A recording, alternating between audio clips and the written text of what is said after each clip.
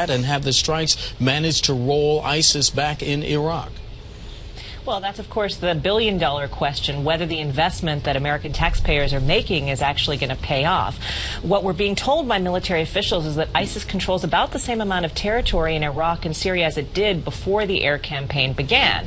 So U.S. officials say that really their mission is to degrade ISIS capabilities in Syria from the air. That means command and control weapons, sources of funding like oil fields and refineries, and apparently they have done that. Now, in Iraq, we have seen that there have been advances thanks to the U.S.-led coalition. Mosul and Haditha dams are both back in the hands of Iraqi forces. Also, those people were saved from the side of the mountain in Sinjar. But Iraq has forces on the ground, and that's a big difference here. You have Iraqi government security forces and Kurds, even though there have been mixed results. And we're hearing from Anbar province, right next to Baghdad, that ISIS now controls 80% of that province, according to a provincial official who spoke with Bloomberg News today. That's incredibly troubling because it would give the militants a straight path from Syria, from Raqqa, all the way to Baghdad and beyond. And we heard the chairman of the Joint Chiefs, Martin Dempsey, saying on Sunday that the U.S. had, narrowly averted using low-flying attack helicopters, keeping ISIS at bay and preventing the fall of Baghdad's airport. Indira, the U.S.-led coalition started the airstrikes in Syria. Talk to us. Are the airstrikes a tougher problem in Syria? I think they are, and that's because unlike in Iraq, we don't have those ground forces, the indigenous forces on the ground who are helping call targets and engage in the urban warfare that's needed to dislodge extremists from cities. Now, we know that it's going to take at least a year, if not more, to train 5,000 or even more moderate rebels from Syria who are supposed to be those boots on the ground to fight against ISIL. Now, if we try to figure out what is the measure of success, what U.S. officials have said is judge us by if the U.S. is stopping ISIS from threatening U.S. interests at home and abroad. In a way, that's difficult because it's proving the negative. Did we prevent any attacks on the homeland from happening? We don't know that yet. Judge us by air campaign. Is it working? Do we have tangible evidence of that? And have the strikes managed to roll? All right, there we go. Judge us by technical issues. Judge us by if there's no attacks here or abroad. Are you kidding me? And like they said, the valid point is the reason why these attacks on Syria are not working is because we do not have the ground forces there. There's been issues, which I'm going to cover in today's newscast, regarding working with the so-called moderates in Syria, and it appears as though we don't have any moderates to work with. What a surprise. We never expected that. This is the Francesco Abbruzzino Show. This is Frankie Abbruzzino with a goal and a mission and an objective to educate, inspire, and affect change through this show, through my Facebook and my web pages. We're talking about a few things today, such as ISIS, Ebola, obviously. Not the government's lying to us. China, the China threat. And let's see, finance, the markets. They've been dropping consistently for the past few days. So what's going on there? They're dropping oil and all that good stuff, as much as we can cover within 1 hour. So let's go ahead and get started with talking about ISIS. And one thing I did want to do is pull up, because I just noticed that I didn't pull up one article that I wanted to refer to. All right, so first off is ISIS, and we're being denied. We don't have any rebels to work with, as she alluded to in the little video I just played. The Syrian rebels aren't part of the ISIS war. They weren't even invited to the ISIS conference. So what's going on here? How about the ISIS conflict in Syria? There were no Syrians at the meeting. A 21-nation coalition meeting on ISIS in Syria, one of the largest players, was not part of it. Does this make any sense? I know the U.S. doesn't like the government of Syria, but come on, folks. Even the Syrian rebels, these so-called moderates that they were going to utilize for their feet on the ground, aren't part of it because they can't trust them. So Obama goes out. He's doing this joint meeting with top defense officials from 21 different countries, and they discuss the war against ISIS in Syria and Iraq. Representatives of the Iraqi government were there. Nobody from the Syrian government. And so you got to ask yourself, what are we doing here? How are we fighting this war against ISIS when we won't even talk to Syria? And I get the United States doesn't like Assad, that he's a bad guy. I get that. But I don't know if the likes of the FSA, if Al-Qaeda, IS, if they're better, al-Nusra, if they're better than Assad. Think about it. The U.S. government has no near-term plans to include the FSA. That's the so-called moderate rebels in Syria, or any other moderate rebel group for that matter. None of these opposition forces were even invited to this anti-ISIS coalition meeting that is being held in D.C. The Syrian rebel groups are simply not partners in the airstrikes against ISIS, which is obvious because the airstrikes, although they're having some impact, they're not effective. And I think we've only had a couple in the last few days. But they've essentially been failing to stop the ISIS advances in both northern Syria and western Iraq. As you heard, 80% of the Anbar province is now under ISIS control.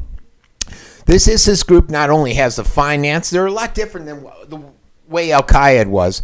Not only do they have the finance, they have the landmass. The way they're set up is almost like a country, and their military follows in a manner of which a country's military is set up. They're not loosely knit together rebels that are hiding out in caves like Al-Qaeda. And if you look at the fact that ISIS and Al-Qaeda are so strongly tied together, and then you look at al-Nusra and that, you're talking about a 70,000-man army out there that are following an ideology that they firmly believe in and they will die for. So, back to the U.S. strategy to train and equip the new rebel army over in Syria, it's taken off slowly. They're supposed to train them in Saudi Arabia, possibly Turkey, but not the Free Syrian Army, who's supposedly are the Syrians that started this whole uprising. Being excluded from this coalition meeting is only the latest signal that the Syrian opposition and the FSA are getting from Obama that these groups are not credible, that they're not trusted partners in the fight against ISIS. But anyone could have told you that, folks. Anyone that follows my show knows this would have happened. Because they're not moderates, because they're tied to ISIS. So before the airstrikes began, the Obama administration was promising to work with these opposition groups that were moderate. And again, if Obama had a clue, he would know there are no moderates there. He would know that all these rebels are working together and that you can't really distinguish between an ISIS, al-Nusra, or FSA. The moderate Syrian opposition was not part of the decision to strike inside Syria, and they say they lacked the coordination led to an incident last month where the U.S. almost bombed FSA base near Idlib, and that could have possibly led to the coordination. Lack of coordination could have led to the false attack by Turkey on the Kurds. But you never know, because Turkey's not a huge fan of the Kurds. FSA brigade, and that was yesterday, as a matter of fact. The FSA brigade in northern and eastern Syria, who have been fighting and losing to ISIS all year long, have been trying to feed targeting intelligence and useful information to the U.S. military. But they have not gotten any response, and they claim the airstrikes have been undermined because ISIS has been able to avoid taking any real damage. So we're out there, we're dropping the bombs, but they're saying it's ineffective. That's not working. Officials and the experts have acknowledged that the plan to train and equip these rebel armies from scratch will take years, not months, not days. And without any direct coordination with the FSA, there's no real hope that ISIS will soon be driven from its safe havens in Syria. But anybody could have told you that. Anybody that watches the situation over there in Syria.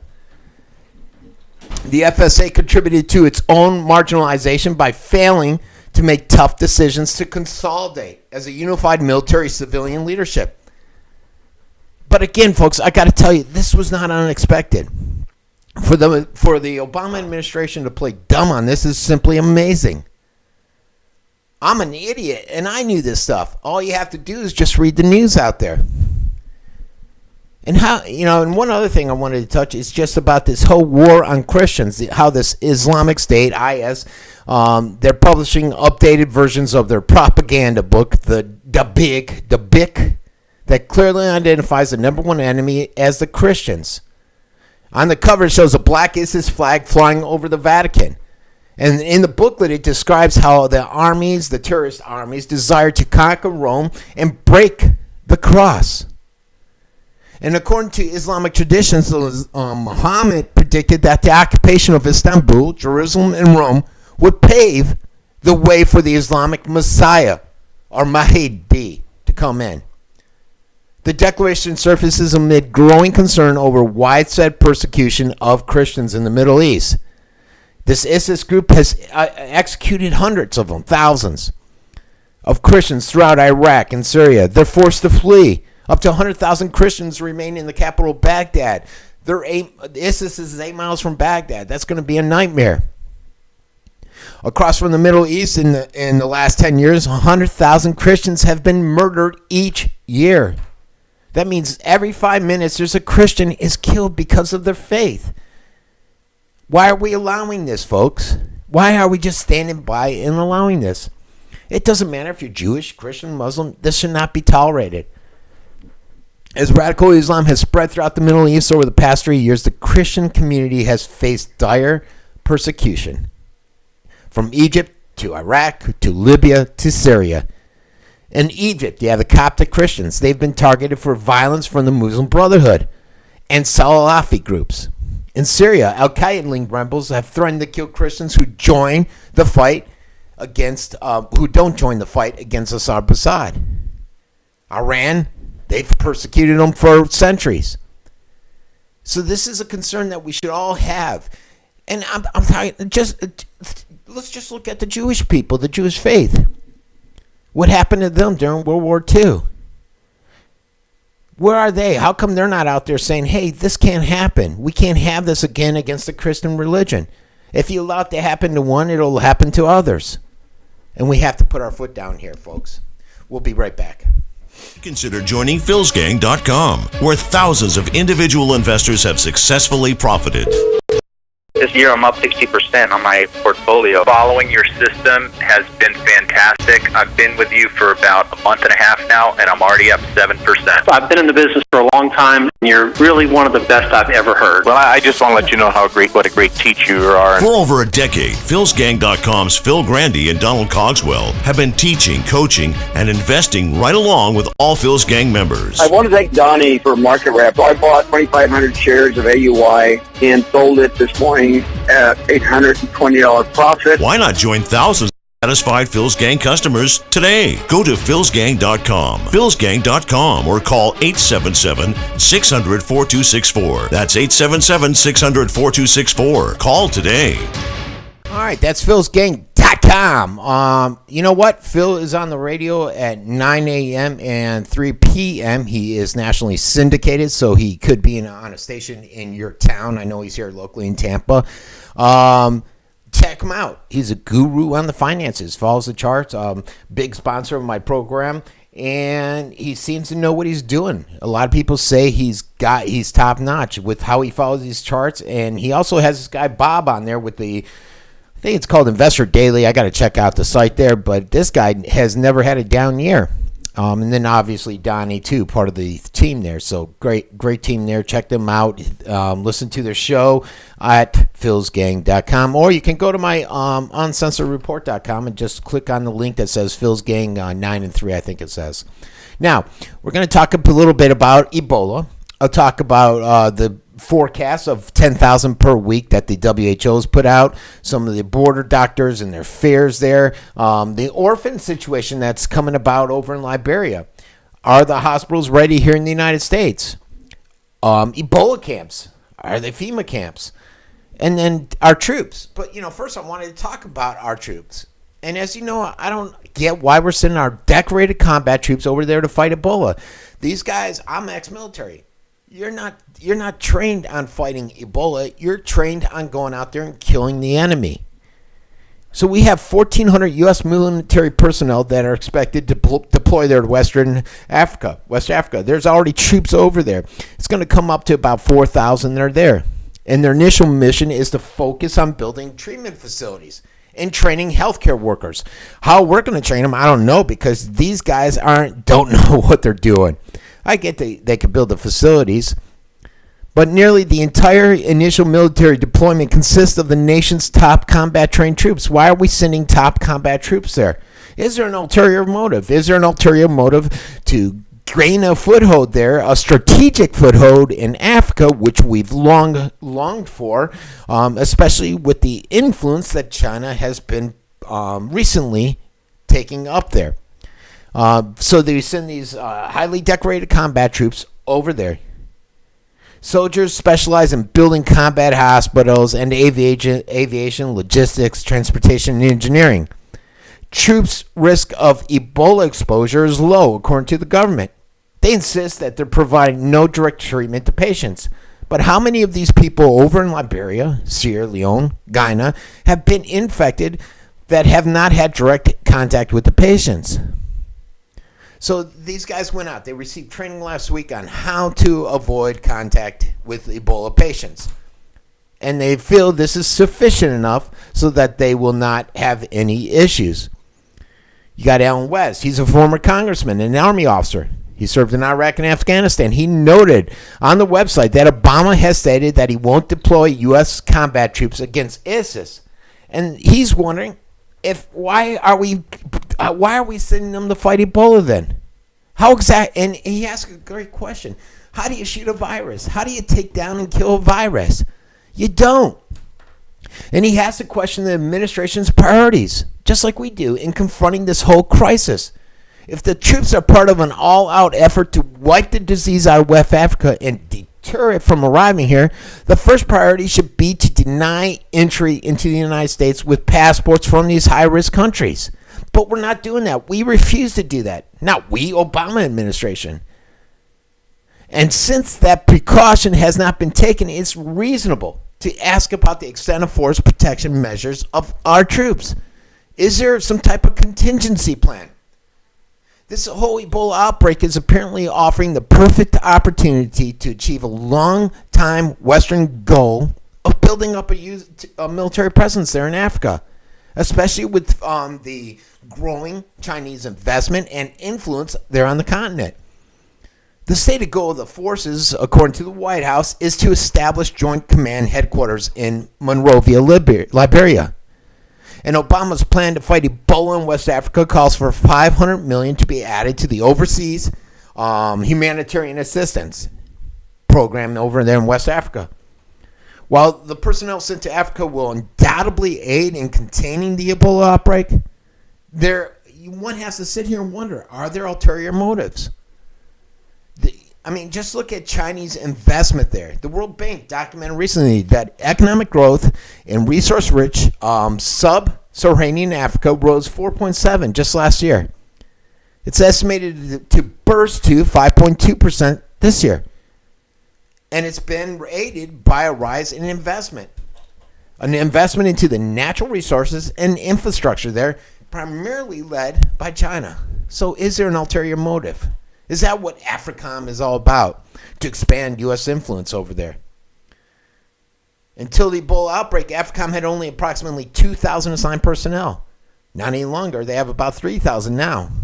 So what are we really trying to do there? That's a good question. It's a solid question. Now you got back here to the States. You have these Ebola camps. Over at Fox, they're calling them the quarantine camps. And you got them in every city.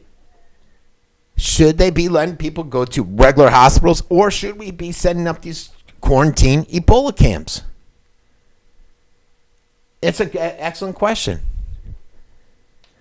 Fox News, they're always ahead of the curve on panicking the general public into giving up all the rights. And they're calling for these camps. They're calling for the federal government to establish emergency centers to hold Americans in isolation. Forget the fact that you've basically only had one person die. Now we just found out today there's a second person that's contracted it. So two people have contracted it while here in the United States. One is the nurse and then her boyfriend.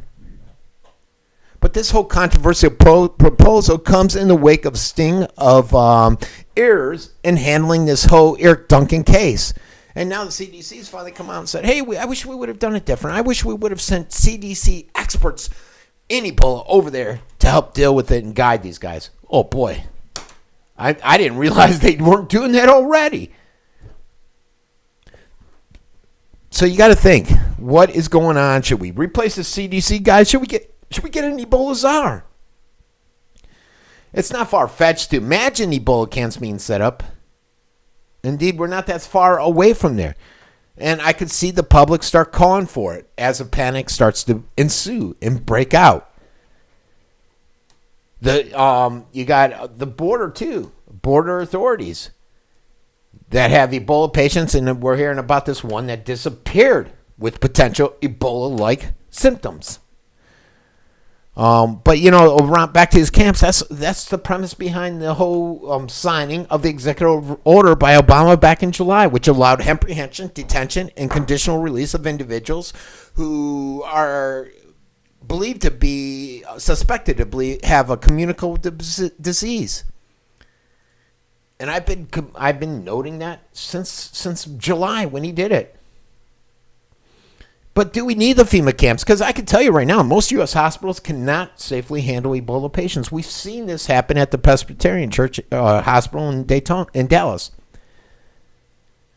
This Ebola outbreak is being called one of the worst, one of the most acute health issues that are out there.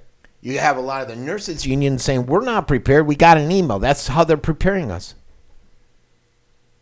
So how do we do it? The U.S. healthcare system is completely and totally unprepared for it.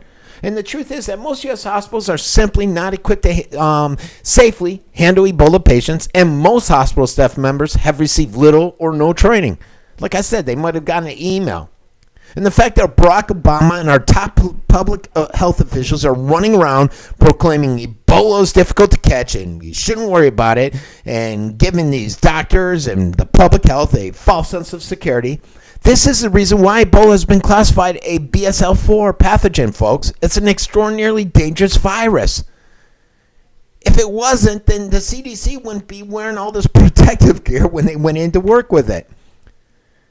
Of the 6 Ebola patients treated in the U.S. before the health workers case, Duncan was the only one treated at one specialized unit in several hospitals around the country that deal with high-risk germs.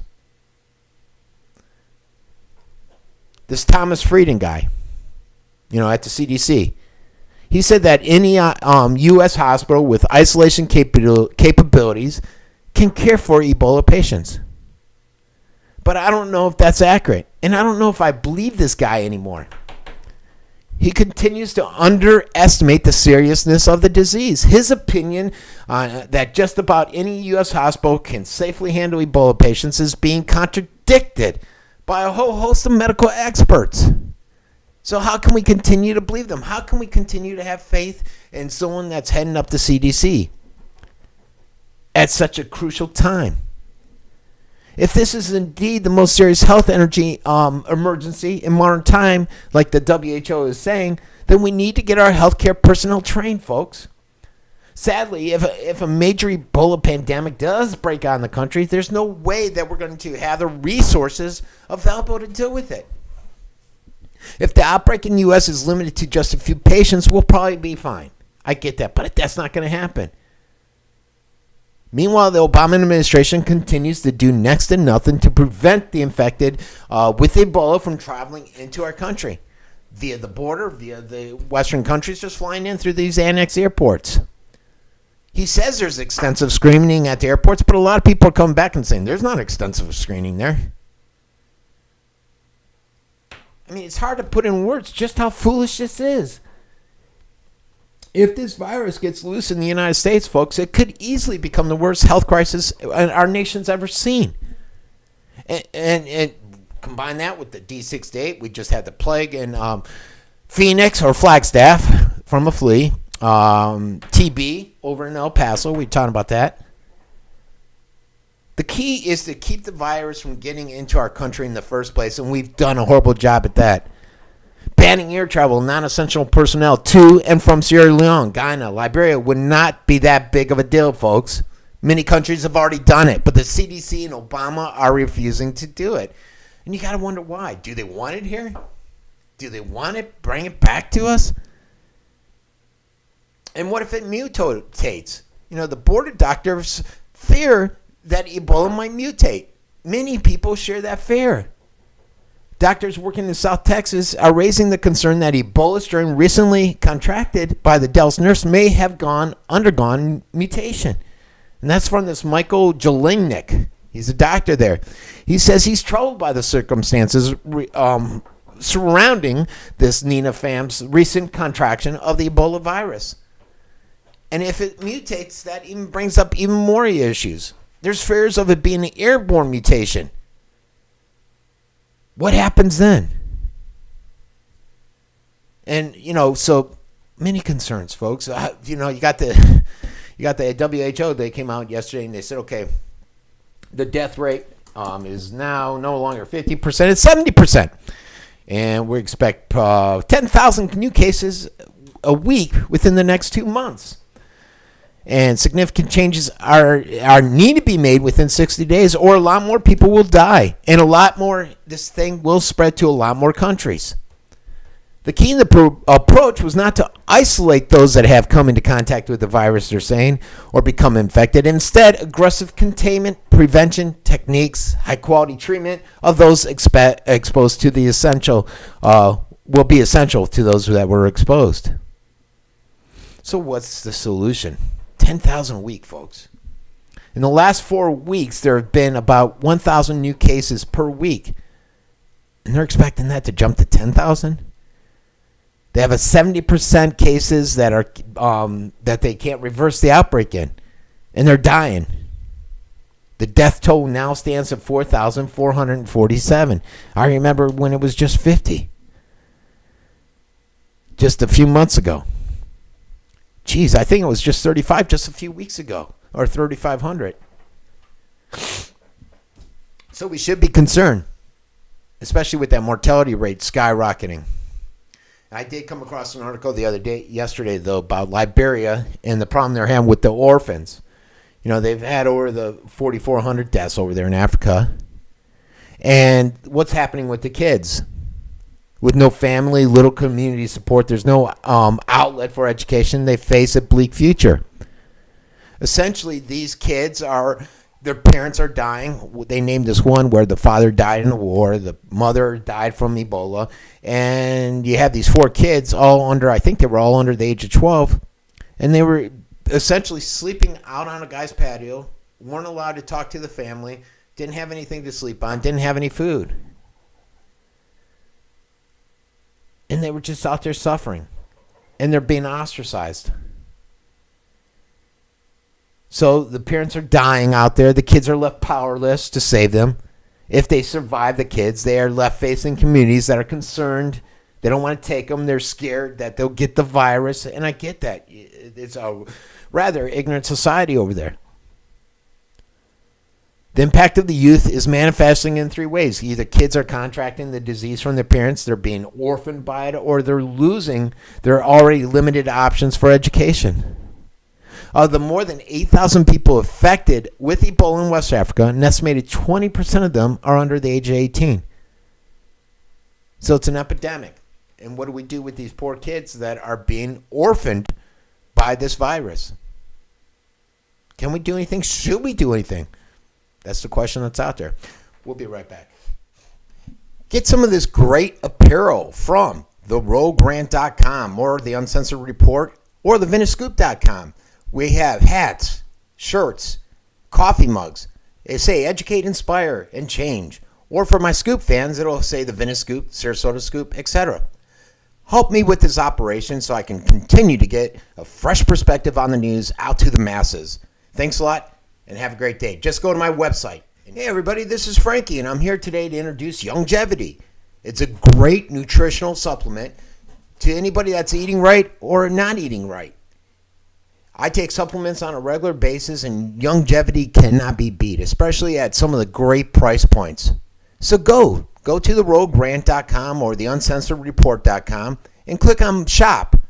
Go down to Longevity, click on it, and you'll be helping out the operations of the station so that we can continue to bring you a fresh perspective on alternative news. Longevity, check it out today. Hey, it's back, and this is Frankie. You know, it's funny. I was during that quick 1 minute break, I was just looking at my Facebook real quick after I had my next research facts that I wanted to review. And it cracks me up. If you don't know, because this is a national, international audience, locally, I have about, 50,000 fans in the Sarasota County area that follow what they call the scoop pages, the Venice Scoop, Sarasota Scoop, Northport Scoop, all that stuff. And I tend to share all kinds of information, even information that I may not agree with if it's related to that specific scoop city. And right now we're having medical marijuana, and the legislation's on the ballot November 4th, and you can either accept it or not. It looks like it's going to pass. It's got about a 70% chance rate. I'm for it, and I've said I'm for it. I came out on the local radio show saying I'm for it. On my websites, I'm for it, because anything to help these people with a medical condition, that's fine. I'd like it to be controlled. I don't want a pill mill type situation occurring there. But I still believe you got to share all articles. And it's funny, I'll share something where it says, okay, an article that's pro-passage. And you'll get some logical, intelligent commentary. Then you put out one like I did yesterday that's anti-passage. And you will get about 300 people just coming on there and slamming me. And they just attacking me for just sharing this one article as though I have written it. And just the level of vitriol with these people that are for the passage of it is amazing.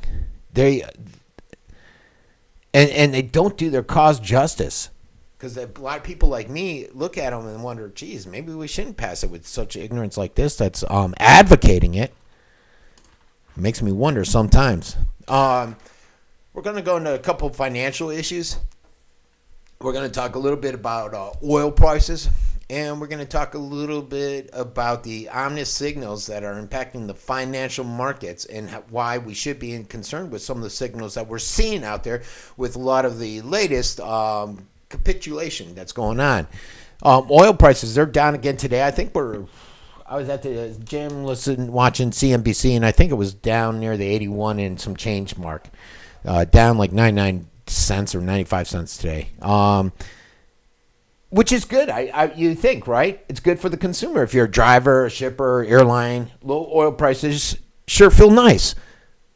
But there are downsides to the recent plunge in the oil price for the oil industry and possibly for the economy. You see, these low fuel prices can help boost the economic growth by reducing fuel bills and leaving consumers and companies with more money to spend on things. Also, it costs less to ship your food, which should mean that your food's going to cost less at the store, right? Problem is, though, two factors behind the oil price drop: a weaker global economy and a strong dollar could hurt the U.S. economy by reducing exports, which will reduce employment and reduce the spending, which will outweigh the economic benefits that will come from cheaper fuel, right? Initially, the lower oil price will provide a boost to the economy that's already had some momentum out there. You're already seeing it. The boom in the U.S. oil production, which has helped reduce dependence on foreign oil, has also been propelled by higher prices. You know, the drilling that's going on in North Dakota and Texas. But they're only producing a slight output per day in the grand scheme of things when you look at the global output by the different countries. Oil companies would have you to expect oil prices to stay below $80 a barrel for many months to scale back their drilling plans. But unless supplies drops perhaps from a cut in production in Saudi Arabia or OPEC, which I don't think you're going to see, or a sudden turnaround in the global economy that would increase demand, prices could fall even further. And in the meantime, drivers will continue to enjoy the low gas prices for years. That's what they're expecting.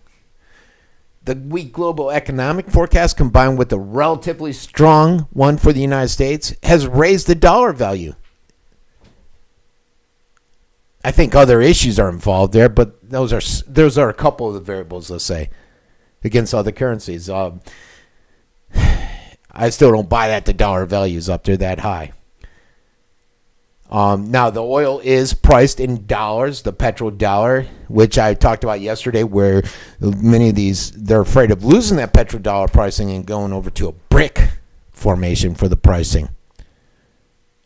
But by the end of last week, oil had plunged about $20 per barrel.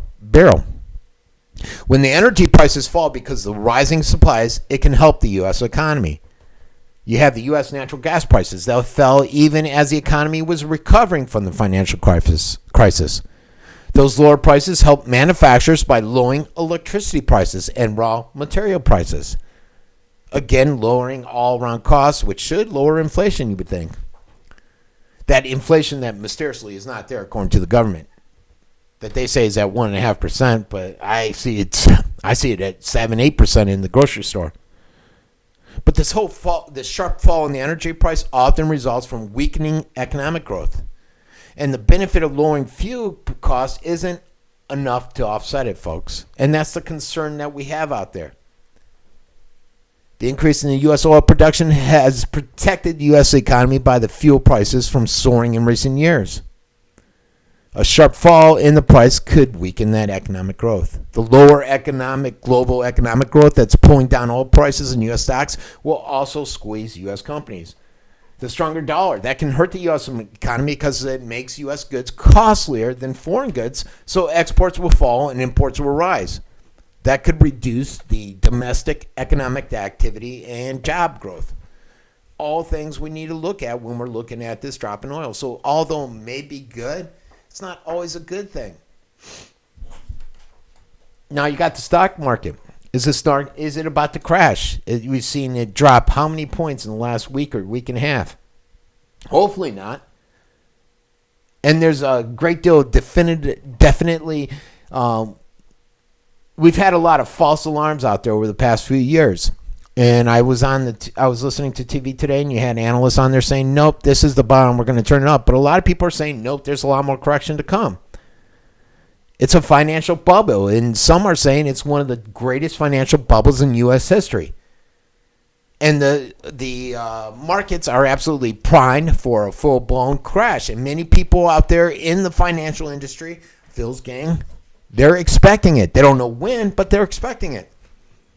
It doesn't mean that it will happen now, but they're starting to see some ominous signs out there within the financial world that have been happening for a very long time. So many of the same patterns that we have witnessed just prior to the burst or the dot-com bubble, which I got hit with, prior to the 2008 financial crisis, are repeating themselves again. And hopefully we still have at least a little bit more time before the stocks completely crash and the market implodes, because a lot of people think when this happens, it's going to be a doozy. And some of the ominous signals they're looking at is that by the time the market closed on Monday, we'd witnessed the biggest 3-day decline in the market since 2011. On Monday, the S&P, which a lot of people, Phil's gang will tell you, that's the true indicator of the market, the S&P, because you got the 500 stocks in there. And it moved below the 200-day moving average for the first time in 2 years last Monday. And the last time this happened, after such an extended streak of success, we ended up declining by 22% in the market. The week that put call ratio actually moved up higher than at any other point during the collapse of Lehman Brothers in 2008. Everybody's watching the VIX at the moment, and according to the Economic Policy Journal, the VIX has now risen to the highest level it's been in since the heart of the European debt crisis. So a lot of volatility there with it. Oil prices are crashing. The Dow has formed a doji star topping pattern. Canadian stocks are actually down, or even worse than U.S. European stocks have also been hit hard, especially Italy. I've been watching that, man. They've been getting hammered. Wealthy are hoarding cash and precious metals. If you go out, try to go buy stock. It used to be you could get stock or not stock, gold within 2 days. Now it's like a week and a half, 2 weeks because it's so hard to come by. So you got to sit there and you got to start thinking, what's to come next? What can we expect? Is it a good time to buy stocks, or is the market going to crash? What do you think? Are we about to witness a stock market crash in another financial crisis, or is this just another false alarm that will soon fade and go away?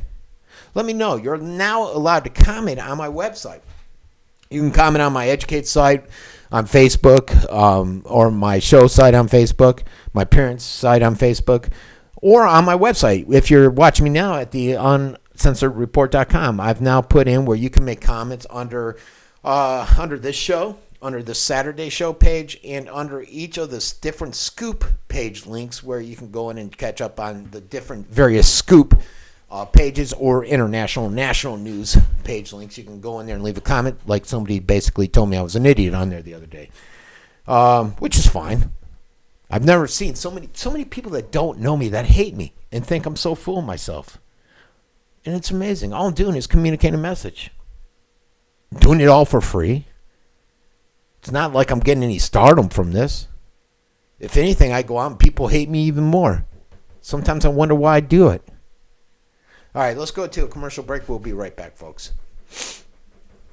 Hey, everybody, this is Frankie, and I'm here today to introduce Longevity. It's a great nutritional supplement to anybody that's eating right or not eating right. I take supplements on a regular basis, and Longevity cannot be beat, especially at some of the great price points. So go to theroguegrant.com or the uncensoredreport.com and click on shop. Go down to Longevity, click on it, and you'll be helping out the operations of the station so that we can continue to bring you a fresh perspective on alternative news. Longevity, check it out today. All right, one thing I did want to get to, and this is on China. China concerns me. Everybody's focused on Russia, which we rightfully should be focused on Russia, because the Obama administration has been antagonizing Russia with this whole Ukraine situation. And I get that. I get how the overall attention's been focused on there. But what about China and what they've been actively doing out there? China has a decade-long buildup of strategic and conventional military forces, and they're shifting the balance of power over in Asia in favor of Beijing. And a lot of people are worried that it's potentially leading to an increase in the risk of a conflict. And that's according to this congressional report that I'm going to refer to. The China military has greatly expanded its air, its naval force, and is sharply increasing its military force. So should we be concerned? Even while adopting a more hostile posture against the U.S. and regional allies in Asia, you have China out there. They're aggressively doing this. There's the potential for security miscalculation in the region, and it's rising. That report paints an alarming picture that China's growing aggressiveness and expanding power, including development of new stealth jets and first deployment of a naval expeditionary amphibious group into the Indian Ocean, and the aerial bombing exercises held in Kazakhstan are starting to trouble the United States, are starting to worry the United States. Also, the fact that the Chinese government views the United States as its main adversary. Can't speak today. And despite the strong trade and financial links between the two countries, China still is worried about the United States. The war footing, like buildup of the People's Liberation Army, is increasingly put at risk the potential for a conflict between both China and the United States. But yet you don't hear too many people talking about it. Especially with that rapid military modernization. It's altering that whole military balance out there. And it's got a lot of countries concerned, like Japan and India, Philippines, South Korea, Taiwan. With declining U.S. defense spending on cuts and cuts in our forces, the balance of power is shifting, especially now that we're taking more of our military force and attention over towards the Middle East with all the issues over there, Syria, Iran, with Israel and the Palestinian people, the Egypt, the Libyas of the world.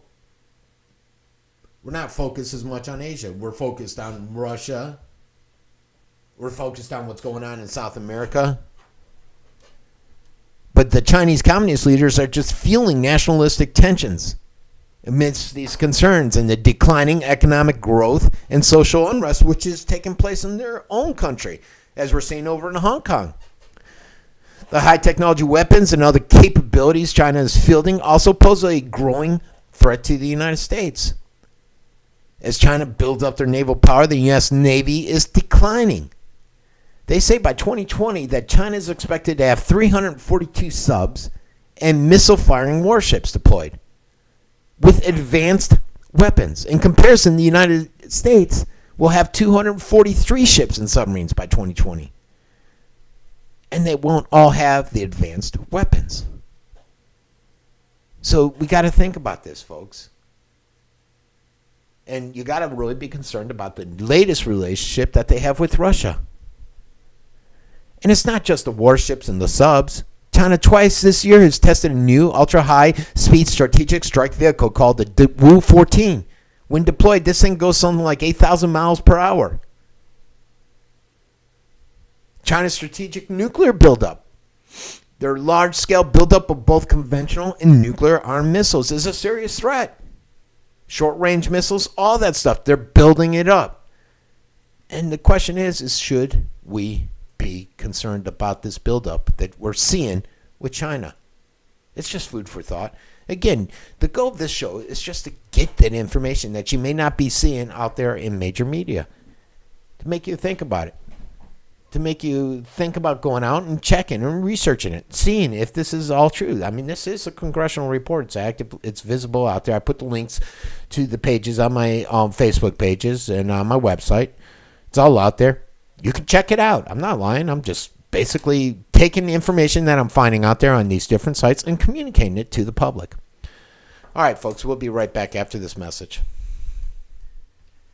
Check out My Patriot Supply. They got the straw there. That straw is great. I tell you what, folks, you can go out and basically, if we're in a critical situation and there's a massive hurricane, there's no water, guess what? You use these straws, the life straw, out there in the pond, and it cleans out all the water and gets you filtered water. How can you beat it? Check it out. Check the product and much more, and help support the operations at theuncensoredreport.com. Okay, now I wanted to talk a little bit about government credibility. The credibility gap is alive and growing. And even though the FBI chief is now advising us that he's deeply skeptical of the U.S. government, as he said on 60 Minutes, he still has issues, and he's paying lip service out there. He pays lip service to the founders' distrust of concentrated power and the wise division of power among three branches of government, each supposedly jealous of its own delegated authority. With this Comey guy, with the FBI, he seems more fearful of people protecting themselves against an overreaching government than the overreach itself. He worries about cell phone companies like Apple and the fact that they're designing and selling phones that are capable of avoiding detection by law enforcement. He doesn't like that. He wants to be able to tap into those phones and grab that data. He doesn't like the fact that citizens may be trying to protect themselves against the government that's gone too far. And what you got to ask yourself, what's a greater danger to our lives and our liberty? I do not fear my neighbor who has a cell phone that can't be tapped or otherwise messed with by government snoops. But I do mind the government listening to my calls or attaching devices to my automobile to track where I go and when I go there. And you should have these same concerns. I don't want to hear the excuse, if you're not doing anything wrong, what does it matter? That's not the point. Governments lie to us. And that's what they do. You can't be trusted. It goes back. I mean, you can just go over a few situations. Eisenhower, he lied to us when the world in 1960 about the U-2 surveillance over Russia. How about the whole Vietnam fiasco? That blew up into a full-scale war with that phony Gulf of Tonkin provocation. How about the government lying to us again and again and again about the Vietnam War? Remember LGBJ telling us in 64 that the American boys were going to be sent, no American boys were going to be sent 10,000 miles away to fight a war in Asia. What happened there? Nixon campaign during the election season of 68 worked to sabotage the Vietnam peace talks. There's a strong evidence of that. There's strong evidence that Reagan camp did the same thing in 80 concerning the negotiated end to the Iran hostage crisis. Secret bombings in Laos and Cambodia during Richard Nixon's years in the office. How about Watergate? Any lies involved in Watergate? Did the government, my good friend, the government, believe so readily they have presidents who declared, I did not have sexual relations with that woman, this Miss Lewinsky? How about the Nobel Peace Prize winning Barack Obama? The accusation was that Syria used chemical weapons against rebels. How about Obama's red line? Governments lied to us, folks. Yes, government, no less than any other government. They lied to their people. They depend on citizens' gullibility to remain in power and hold the appearance of illusion, of credibility. You know, it's fine. It cracks me up when I hear these people say the government said it, so it's true. I have all the faith in the world in the government. And I think I put out on my personal page today, I said, why did I choose the blue pill over the red pill? You know, why?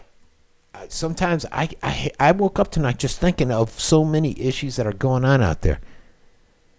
And I wish I didn't. I wish I was dumbed down again. I wish that I got done with, I just sat here at work, did my work, and then got done and went and watched reality TV. I wish for those days. I yearn for those days of old because now people think I'm just a freak because I'm so concerned about their well-being. And that's a travesty. All right, folks, we will be back. I'm going to do some surfing today. I'm going to do some work with Telephonics Medical Consulting today. Plus, I have to hop over to Phil's Gang to record my Saturday show today, which I normally do on Thursday. But conflict schedules are having me come in and do it today. So, for Frank Abbruzzino, this has been the Uncensored Report, and we will see you tomorrow at 11.